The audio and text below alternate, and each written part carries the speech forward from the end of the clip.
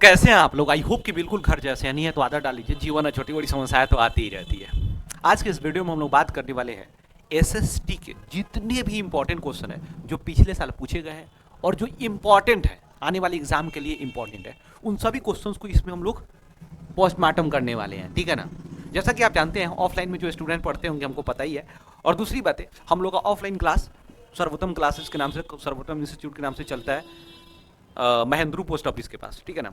तो ज्वाइन कीजिए, मज़ा आने वाला है इस सेशन में। जो टोटल आप एसएसटी के डिफरेंट वीडियोस लाएंगे हम लोग, क्योंकि एक वीडियो में तो बहुत लंबा हो जाएगा। ठीक है ना? इसलिए क्योंकि उस समय से हम शूटिंग कर रहे थे हम लोग लेकिन क्या बताएं यार, थोड़ा दिक्कत हो गया क्योंकि नया नया है और कम से कम 20 मिनट पढ़ा दिए थे, 30 मिनट, और पता चल रहा है जहाँ रिकॉर्डिंग नहीं हो रहा है तो इसलिए, बट कोई बात नहीं है। शुरुआती है, इनिशियल पॉइंट में हर किसी को थोड़ा सा स्ट्रगल करना पड़ता है और हम लोग भी उसी स्टेज में हैं। सो कोई बात नहीं, हम लोग शुरू करते हैं और मिल के मचाते हैं बवाल विद बहुत सारा सवाल। पहला क्वेश्चन और बहुत ही इंपॉर्टेंट क्वेश्चन है, हमेशा एग्जाम में आते रहता है। ठीक है ना? कहा जा रहा है क्या कि जर्मनी के एकीकरण के लिए कौन उत्तरदायी था?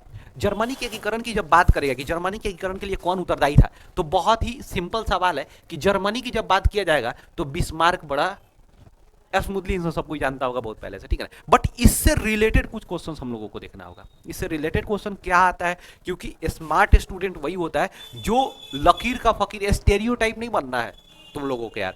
स्मार्ट स्टूडेंट बनो, क्योंकि चीजों को पढ़ो तो उसके आगे पीछे क्या होता है ना वो देखो। क्योंकि बिहार बोर्ड का बच्चे का बहुत बड़ा कमजोरी यही होता है कि उसको एक क्वेश्चन मिला, जर्मनी के एकीकरण के लिए कौन उत्तरदायी था? बिस्मार्क। फिर आगे देखेगा जर्मनी का एकीकरण कब हुआ था? 1871। अरे यार उस तरह नहीं पढ़ना है, अब तरीका बदलो। हम ग्लोबल होते जा रहे हैं, बहुत ही एडवांस होते जा रहे हैं, और वहीं जो पुरानी फीचर्स रखे हुए यार कोई फायदा है क्या? ठीक है ना? फीचर्स को बदलो, एडवांस बनो, तो नहीं स्मार्ट बनो। ठीक है ना? एक क्वेश्चंस पढ़ो तो उससे रिलेटेड कुछ क्वेश्चंस भी याद रखना है। तो पहला क्वेश्चन आता है जर्मनी के एकीकरण के लिए तो बिस्मार्क उत्तरदायी है। इसी से रिलेटेड, बिस्मार्क से रिलेटेड 3 क्वेश्चन जो बहुत ही फेमस है, हमेशा एग्जाम में पूछे जाता है।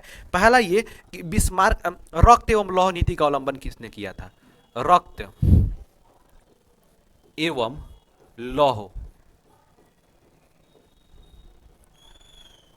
लौह नीति का अवलंबन किसने किया था? इसी को हम लोग, जो इंग्लिश वाले स्टूडेंट होंगे वो बोलते हैं blood and iron policy. Blood and iron policy. ठीक है ना? तो क्वेश्चन आएगा रक्त एवं लौह नीति का अवलंबन किसने किया? बिस्मार्क ने। जर्मनी के एकीकरण के लिए कौन उत्तरदायी था? बिस्मार्क। तीसरा क्वेश्चन कहेगा क्या, जर्मनी के एकीकरण का वास्तुकार किसे कहा जाता है? इसको क्या बोलते हैं हम लोग? वास्तुकार। इंग्लिश वाले स्टूडेंट याद रखेंगे आर्किटेक्चर। आर्किटेक्चर क्या होता है कि वैसा व्यक्ति जो स्ट्रक्चर का टोटल डिजाइन, प्लेट जो भी होता है आगे फ्यूचर में कैसे करना है, टोटल का टोटल जो है प्लान तैयार करना है। तो ये जो टोटल प्लान तैयार किया था, जो डिजाइन किया था कैसे हमको एक जर्मनी का एकीकरण करना है, कैसे क्या करना है, ये पूरा बिस्मार्क किया हुआ था। ठीक है ना? ये बिस्मार्क चांसलर था। ये कहाँ का चांसलर था? तो प्रसा का चांसलर था। आपको पता ही है कि प्रसा जो है जर्मनी का बहुत बड़ा एक क्षेत्र था। जर्मनी छोटे छोटे राज्यों में डिवाइड था, उसमें से प्रसा सबसे बड़ा था, स्ट्रांग था। वहाँ का राजा था, वहाँ का राजा का नाम था कैसर विलियम। कैसर विलियम ने बिस्मार्क को क्या बनाया? अपना प्रधानमंत्री बनाया, यानी चांसलर बनाया, और इसने बहुत अच्छा काम किया और पूरी दुनिया जानता है इसको। दूसरी चीजें क्या होती है कि बिस्मार्क बहुत ही फेमस रहा यूरोप में, तो इंडिया में भी एक व्यक्ति को कहा जाता है भारत का बिस्मार्क।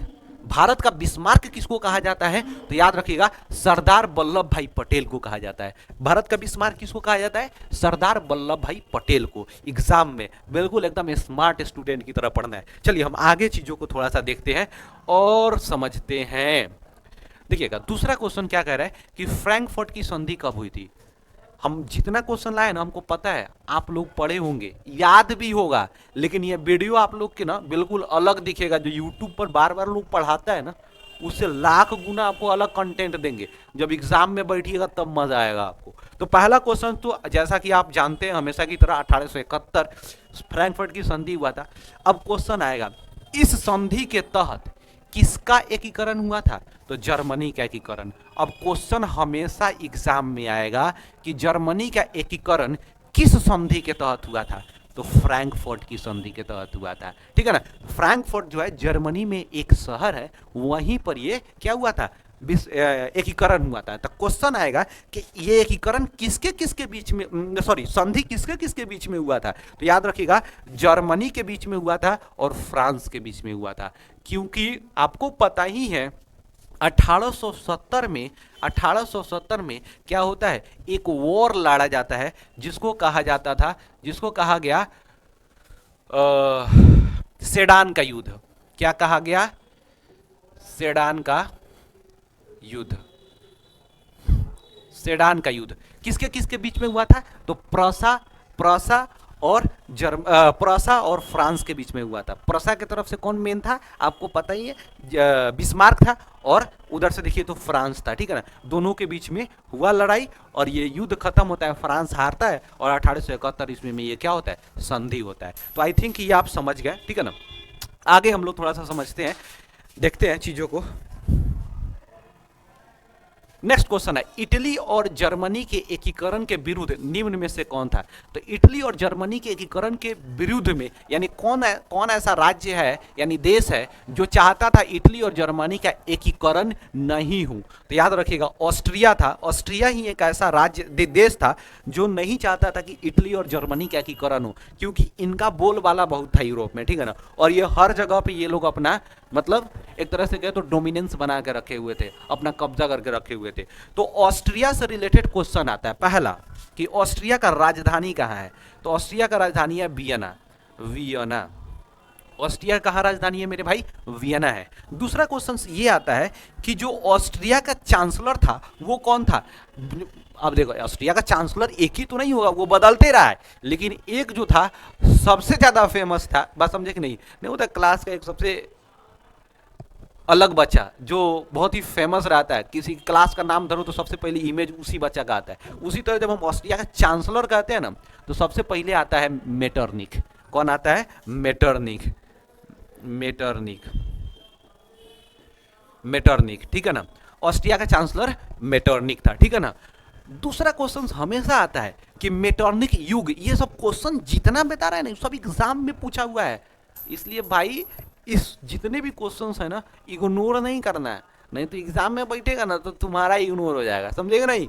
तो इसलिए मेटरनिक युग पूछता है, क्या पूछता है कि मेटरनिक युग जो था ये मेटरनिक युग कब से कब तक था।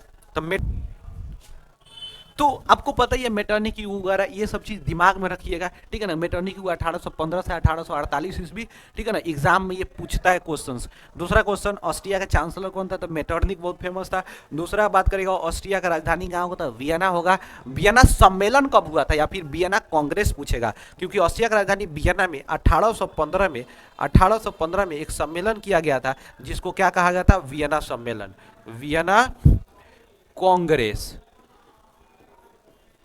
कांग्रेस या फिर इसी को कहा जाता है सम्मेलन। सम्मेलन वियना कांग्रेस से वियना सम्मेलन। थोड़ा सा मैं इसको पेन को अपने मोटा कर लेता हूं ताकि आपको भी दिखे थोड़ा।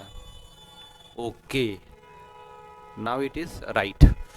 चलिए तो इस क्वेश्चंस को हम लोग रहने देते हैं, यहां तक जो भी बताया आपको याद रखना है हमेशा। नेक्स्ट क्वेश्चंस की बात अगर हम करेंगे मेरे भाई तो पहला क्वेश्चन आ रहा है रक्त एवं लौह नीति का अवलंबन। फर्स्ट ही में हम चर्चा किए थे क्योंकि बड़ी फेमस क्वेश्चन है, हमेशा एग्जाम में पूछता है। तो रक्त एवं लौह नीति का अवलंबन की बात करेंगे तो बिस्मार्क। बिस्मार्क कहाँ का चांसलर था, तो प्रसा का चांसलर था। हमेशा दिमाग में बैठा कर रखना है मेरे भाई, प्रसा का चांसलर था। प्रसा की बात अगर किया जाए तो प्रसा का संबंध किस देश से था, तो जर्मनी से था। यानी जर्मनी में क्या था, एक प्रांत था जर्मनी का सॉरी यहाँ पे नहीं होगा, जर्मनी का क्या था मेरे भाई, एक प्रांत था, ठीक है ना। जर्मनी का क्या था, एक प्रांत था, जर्मनी का एक प्रांत था, ठीक है ना। चलो रक्त एवं लौह नीति का तो अवलंबन बहुत फेमस रहा। और इससे रिलेटेड आपको क्वेश्चन क्या आएगा, बिस्मार्क को, क्वेश्चन ये आ सकता है कि बिस्मार्क को प्रधानमंत्री यानी चांसलर के पद पर किसने बैठाया था, तो कैसर विलियम ने। किसने बैठाया था, कैसर विलियम ने, दिमाग में रखना है, ठीक है ना। अगला क्वेश्चन की बात किया जाए अगर हम लोग, सॉरी यूरोप का मरीज किसे कहा जाता है? तो देखिए, यूरोप का मरीज तो एज यूजुअल सभी लोग जानते हैं कि यूरोप का मरीज तुर्की को कहा जाता है, लेकिन क्वेश्चन अगर ऐसे आए कि चीन का सॉरी एशिया का मरीज किसे कहा जाएगा, तो अब याद रखिएगा चीन। एशिया का मरीज पूछेगा तो क्या रखेंगे? चीन को बोला जाएगा। बस हम देखें नहीं। अगला क्वेश्चन की अगर हम लोग बात करेंगे, अगला क्वेश्चन, यंग यूरोप का संस्थापक कौन था? देखिए बहुत ही, यहाँ 3-4 क्वेश्चंस बताएंगे, दिमाग में बैठा कर रख लेना। पूछेगा कि यंग यूरोप का संस्थापक कौन था, तो याद रखिएगा मेजनी था।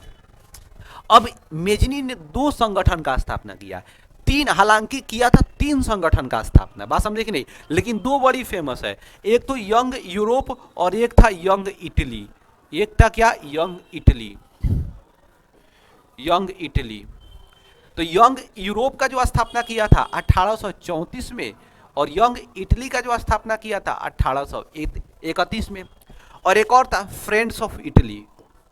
Friends of Italy. Friends of Italy का स्थापना ये 1851-2 के करीब में किया था, 1 और 2 आप याद रखिएगा, ठीक है ना, 1851-52 में किया हुआ था। तो ये 3 क्वेश्चन था, जिनमें से 2 क्वेश्चन तो एकदम बवाल है, बिल्कुल एग्जाम में आना ही आना है, ठीक है ना, हमेशा आते रहता है। अगला क्वेश्चन अगर इसमें आएगा कि मेजनी का संबंध किस संगठन से था, एग्जाम में हमेशा पूछा है, तो याद रखिएगा कार्बोनरी। किस संगठन से था? कार्बोनरी का। कार्बोनरी। मेजनी का संबंध किस संगठन से था? तो कार्बोनरी संगठन से था, ठीक है ना, कार्बोनरी। और पूछा जाएगा कि, रहन देते हैं क्योंकि इससे रिलेटेड कार्बोनरी हमेशा एग्जाम में आता है, तो इतना ही, क्योंकि कार्बोनरी का स्थापना अगर इटली में पूछा जाए तो 1810 में हुआ था, ठीक है ना। छोड़िए, हटाइए, ज़्यादा हम जाएंगे तो फिर आप ही कहिएगा कि भाई साहब कितना आपको बताया जा रहा है। चलिए आइए हम लोग अगर नेक्स्ट देखते हैं, समझते हैं। कह रहा है कि टीपू सुल्तान शासक थे। टीपू सुल्तान भारत का शासक है, बट भारत में जो थे वो किस रीजन का, पार्टिकुलर रीजन का शासक थे? तो याद रखिएगा मैसूर, जो बेसिकली कर्नाटक में, ठीक है ना, वहां का ये शासक थे। बात समझे कि नहीं? टीपू सुल्तान, मैसूर। अगला नेक्स्ट क्वेश्चन समझते हैं थोड़ा सा। गैरिबाल्डी पेशे से क्या था? देखिए गैरिबाल्डी पेशे से क्या था, हमेशा एग्जाम में आता है। गैरिबाल्डी से रिलेटेड अगर बात आएगा तो गैरिबाल्डी पेशे से एक नाविक था, बस समझे कि नहीं, हमेशा याद रखिएगा। और गैरिबाल्डी को इटली के एकीकरण का तलवार कहा जाता है। क्या कहा जाता है? तलवार कहा जाता है। गैरिबाल्डी को इटली के एकीकरण का क्या कहा जाता है? तलवार कहा जाता है। और दूसरा क्वेश्चन, गैरिबाल्डी ने एक संस्था का भी गठन किया हुआ था, जिसका नाम क्या था? लाल कुर्ती, रेड शर्ट, लाल कुर्ती, लाल कुर्ती। बात समझे कि नहीं? गैरिबाल्डी को इटली के एकीकरण का क्या कहा जाता है? तलवार कहा जाता है। और लाल शर्ट यानी रेड शर्ट यानी लाल कुर्ती का गठन किसने किया था? गैरिबाल्डी ने किया हुआ था, ठीक है ना। दूसरा क्वेश्चन आ सकता है कि गैरिबाल्डी के राष्ट्रवाद से प्रवाहित होकर, ठीक है ना, इस बात से प्रभावित होकर के इंडिया के किस फ्रीडम फाइटर, स्वतंत्रता सेनानी ने इनके जीवन परिचय यानी जीवनी लिखा हुआ था इन पर, ठीक है ना। तो याद रखिएगा लाला लाजपत राय। लाला लाजपत राय, लाजपत राय। लाला लाजपत राय ने गैरिबाल्डी से प्रभावित होकर के इनके जीवनी लिखे हुए थे। बहुत ही फेमस बात है, ठीक है ना, याद रखना हमेशा। अगला क्वेश्चन,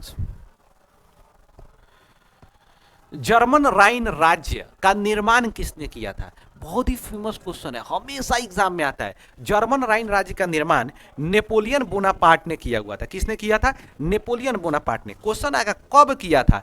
तो 1826 में। देखो नेपोलियन से रिलेटेड इतना एग्जाम में क्वेश्चन आता है ना, लड़का सा कंफ्यूज रहता है, लेकिन हम तुम्हें 4 क्वेश्चन बताएंगे। अगर ये 4 क्वेश्चन तुम्हारे दिमाग में रहेगा ना, तो गारंटी करते हैं तुम एग्जाम में जाओ और ठोक बजा के आ जाओगे। नेपोलियन से रिलेटेड होगा तो पहला कि नेपोलियन बोनापार्ट जो था ना, फ्रांस का राजा, सम्राट कब बना? तो याद रखिएगा, कहेगा सम्राट कब बना था? तो 1804 में, 1804 में। और 1804 में ही एक नेपोलियन संहिता लाया था, यानी नेपोलियनिक कोड। नेपोलियन संहिता पूछेगा तो वो भी 1804 में ही लाया हुआ था, ठीक है ना। एक और क्वेश्चन बड़ा फेमस है कि नेपोलियन का पतन कब हुआ? तो 1815 में। नेपोलियन का पतन भी पूछता है, कब हुआ था? 1815 ईस्वी में। बात समझे कि नहीं? नेपोलियन का पतन कब हुआ? 1815 ईस्वी में, ठीक है ना। तो ये क्वेश्चन आपको 4 क्वेश्चन, पहला नेपोलियन बोनापार्ट जो है जर्मन राइन राज्य का निर्माण कब किया? 1806 ईस्वी में। तो क्वेश्चन आपके दिमाग में आ गया कि जर्मन राइन राज्य क्या था। देखिए जर्मनी जो था ना, छोटे बड़े राज्यों में, बहुत छोटे बड़े राज्यों में, 250-300 छोटे बड़े राज्यों में विभाजित था, ठीक है ना। इस स्थिति में क्या किया जर्मनी को नेपोलियन ने 39 स्टेट्स में क्या किया, सबको समेट करके टोटल जो है पूरे जर्मनी को 39 स्टेट्स में 39 राज्यों में बदल दिया, ठीक है ना। और इसी राज्य का जो बेसिकली कॉम्बाइंड रूप से जो नाम दिया था जर्मन राइन राज्य, बात समझे नहीं। और उसी को 39 राज्यों का समूह था जो नेपोलियन ने 1806 ईस्वी में किया हुआ था। नेपोलियन सम्राट कब बना फ्रांस का? तो 1804 ईस्वी में। नेपोलियनी कोड कब आया? 1804 ईस्वी में, ठीक है ना। ये दिमाग, नेपोलियन का पतन 1815 ईस्वी में। नेक्स्ट क्वेश्चंस की अगर बात करें हम तो थोड़ा सा देखते हैं यहाँ पे। आइए करेंगे वियना सम्मेलन कब हुआ था। हम आपको पहले ही बताए थे कि जैसे ही 1815 ईस्वी में चार राज्य ने मिलकर नेपोलियन को हरा दिया, क्योंकि नेपोलियन को अकेले कोई नहीं हरा सकता था, इतना पावरफुल था नेपोलियन। तो 4 राज्य के लिए याद रखना है आपको, ट्रिक याद रखना, पर्ब, PARB, ठीक है ना। प्रोसा, A से ऑस्ट्रिया, R से रसिया और B से ब्रिटेन। 4 राज्यों ने मिलकर के नेपोलियन को 1815 में, हालांकि एक युद्ध जो हुआ था वाटरलू का युद्ध, फ्रांस में एक जगह है वाटरलू, वहीं पर ये युद्ध हुआ था वाटरलू का युद्ध। जैसे आप देखिएगा इंडिया में पानीपत है, तो पानीपत युद्ध बहुत फेमस है युद्ध के लिए, उसी तरह फ्रांस में भी वाटरलू बहुत फेमस है युद्ध के लिए। तो फ्रांस में क्या हुआ कि चारों देशों ने मिलकर के नेपोलियन को घेर लिया और 1815 ईस्वी में हराया और नेपोलियन को कैदी बना करके सेंट हेलिना द्वीप पर भेज दिया। बात समझे कि नहीं, वहीं पे भेज दिया। और वहां पर 1821 ईस्वी में नेपोलियन का मृत्यु हो गया था। बात समझे कि नहीं।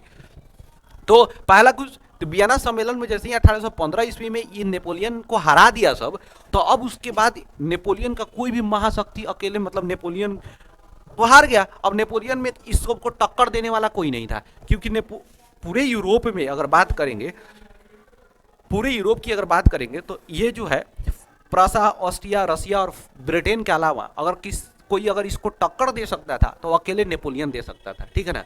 लेकिन जब नेपोलियन को हरा दिया गया तो ये चारों ने मिलकर के एक पार्टी ऑर्गेनाइज किया। हम पार्टी ही बोलेंगे, क्योंकि इन लोगों ने कॉन्फ्रेंस रखा और कॉन्फ्रेंस 1815 ईस्वी में रखा। और कहाँ रखा था? तो ऑस्ट्रिया की राजधानी वियना में रखा था। उसका मुख्य उद्देश्य यही था कि जो भी नेपोलियन बदलाव किया था ना, उस सबको खत्म किया जाए, ठीक है ना। जो भी नेपोलियन ने बदलाव किया था उन सभी चीजों को खत्म किया जाए और फिर से पुरानी प्रथा को लागू कर दिया जाए, ठीक है ना। तो पहला वियना सम्मेलन कब हुआ था? तो 1815 ईस्वी में हुआ था। कहाँ हुआ था? तो ऑस्ट्रिया का राजधानी वियना में। कहेगा इस सम्मेलन का मेजबानी किसने किया था, यानी होस्टिंग किसने किया था? इसको होस्ट किसने किया? तो मेटरनिक ने किया हुआ था। मेटरनिक ने किया हुआ था। किसने किया था? मेटरनिक ने किया हुआ था। I get it fine. तो ये एक पॉइंट था, थोड़ा सा आपको याद रखना है। अगला क्वेश्चन आ रहा है हम लोगों को कुछ सिस्टम में क्या पढ़ूं, क्योंकि नया आ रहा है तो कुछ समझने में कुछ और भी चीज़ें हैं, ठीक है ना। नया डिवाइस होता है तो बहुत सारी चीज़ें प्रॉब्लम आती है, ठीक है ना। तो उस चीज़ को थोड़ा सा हम लोग क्या करेंगे, सॉर्ट आउट करें, हम लोग कर ले रहे हैं। तो आज के लिए इस वीडियो में हम लोग 10 ही क्वेश्चन इसमें चर्चा कर रहे हैं। नेक्स्ट वीडियो में हम लोग जो है पूरा लॉन्ग वीडियो होगा जिसमें बहुत ज़्यादा क्वेश्चंस होगा, मज़ा आएगा उस चीज़ में, ठीक है ना। हालांकि ये जो क्वेश्चंस बताएं, आई होप कि आपको मज़ा भी आया होगा और 10 क्वेश्चन की जगह आपको कम से कम 20-30 क्वेश्चन एक्स्ट्रा जरूर आया होगा दिमाग में, ठीक है ना। और वो जब दिमाग में आप रखिएगा ना तो एग्जाम के समय गारंटी करते हैं आपको टक्कर लेने वाला कोई नहीं होगा, ठीक है ना। तो आई होप कि ये सारी चीज़ें आप समझ आई होगी, ठीक है ना। तो मिलते हैं नेक्स्ट वीडियो में, तब तक के लिए जय।